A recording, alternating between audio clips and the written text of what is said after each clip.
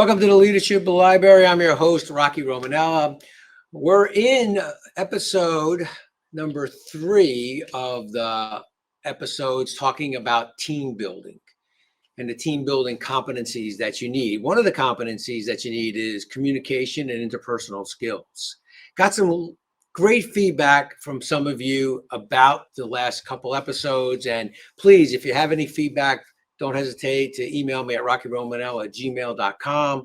It's interesting how many people are now starting to build and grow their businesses. And so they're adding new teammates or adding new individuals to their organization. And this is becoming such an important part of it. So one of the competencies or skills that's so important for you as a leader in building a good team is this whole concept of your communication and interpersonal skills. Now, in everything you do, being a good communicator is always a great advantage. But I think sometimes what ends up happening is we sell that skill short of being as important as it really is. The interpersonal skills, the communication skills are so important.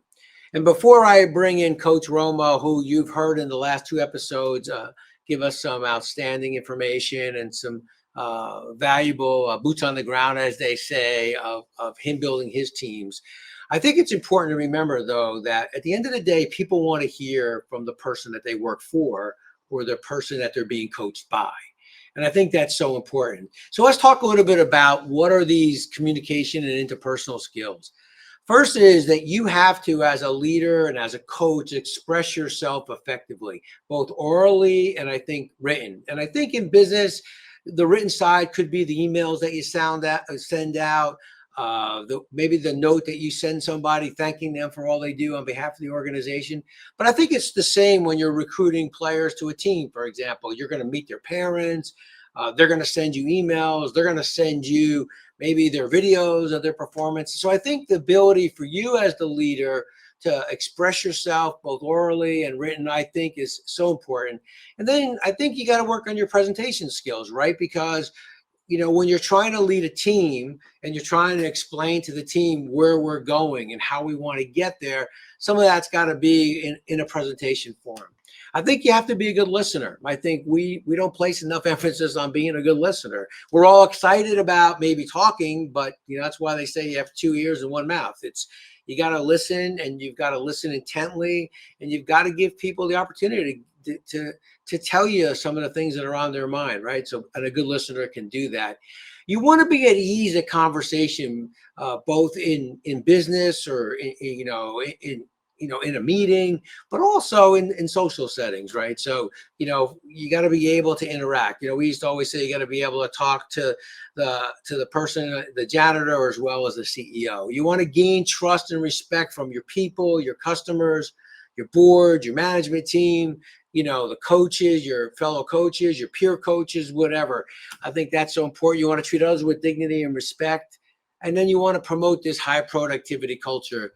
And I think you always want to praise in public and criticize in private. So we'll bring in now Coach Romo to talk a little bit about some of these communication interpersonal skills and some of the things that he uses. But I think as I was reading through them, I think some of these are ones that, you know, make successful coaches. Coach Romo, welcome back. Thanks for bringing me back on. I'm just enjoying coming on here and talking about team building and all of the different skills that make great teams. I feel like this is bread and butter for me right now. So what do you think of these interpersonal communication skills, your ability to effectively both orally and written? I mean, you know, you're interacting with prospective players, probably on email, talking to their parents. You got to be a good listener. I think it's everything. I mean, more times than not, at least in my profession, the first interaction I'm going to have with a student athlete or a prospective student athlete, PSA as they'll call them in our industry, is going to be either on the phone, via text message, or via email 90% of the time. There are chances for me to meet the player in person if I'm at an event where I'm paid and I can legally talk to them. But for the most part, the interpersonal skill of communication is the key skill, at least in our field, for identifying the type of recruit and being able to express who we are as a program. If my first impression on a student athlete is a text message. I better be really good at how I can manage those words so that it is exciting for them, it's relatable to them, and it would make them want to respond. So to me, the skill of communication in 2025, Rocky, takes so many different forms that it would behoove you to not work through how I can be great at each form, because you're going to run into an employee that communicates differently in every aspect, and it's hugely important. I think that's so true. And I think it's interesting. I mean, on the positive ones, like you were saying, or in a business, you're praising, in public and but it's society. It's always the time when you have to have that difficult conversation. Maybe someone's off plan in business, or someone's struggling, on the field, or they're struggling in the things that they're doing. And I think you have to be good at that ability to have those difficult conversations. They're difficult for you as the person having them as much as it is for the person listening to them. And I think you said something in the last episode that, I kind of want to build on, or just note, and before I turn it right back to you here, and that's that whole concept. If you think about it, I mean, you've got to have those difficult conversations. People aren't always going to hear things are going well, or you didn't make the team, or you're struggling here or there. And I think that that's so important, that you've got to be able to talk to people and let them know where they stand. And you have to do that. That's not something that should come over a text. That's something you got to make the time, have your facts and have those conversations with people. That's a great point. And the difficult conversations for me are a big definer in how well your team will be long term. Because if you can't have the difficult conversations, if your interpersonal skills don't allow you to be able to talk to an employee about something that's very hard to talk about, or vice versa.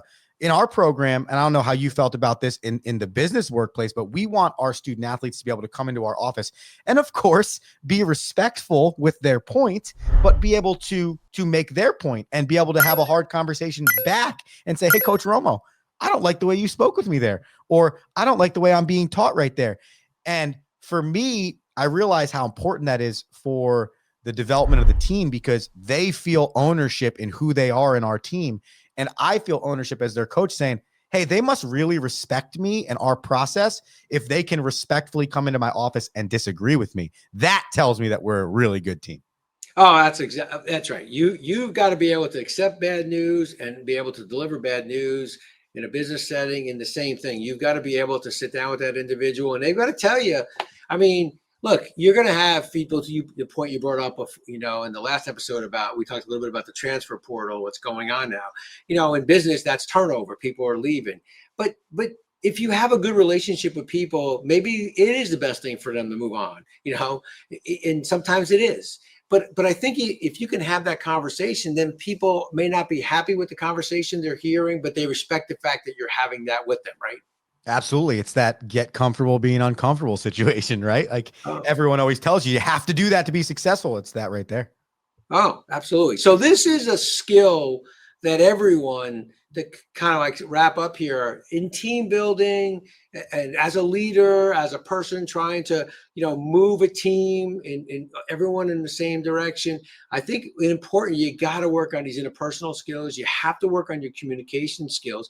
And to your point, you have to be a little uncomfortable. I mean, some people are great one-on-one. Some people are better some people are better in a keynote speaking role, in a role of communicating in a large audience. But if you're good at one-on-one, but you're not a good public speaker, then you're gonna have to work on your public speaking, because to think that you're never gonna have to address the whole team at one time, I think you're sadly mistaken. So I think that this is an important skill. It helps you in everything you do in daily life. There's interpersonal skills and your ability to be a good communicator. So thanks, Coach Romo. Until our next episode, we'll wrap up with our next episode on team building. But it's important to remember, a high functioning team is a team that has great individuals who feel like they're part of something special. They can be an individual, but they understand what we're trying to do as a goal. And we move together and we talk about it, and we're not afraid to communicate to one another. Until we meet again, be safe, and thanks for being part of the Leadership Library.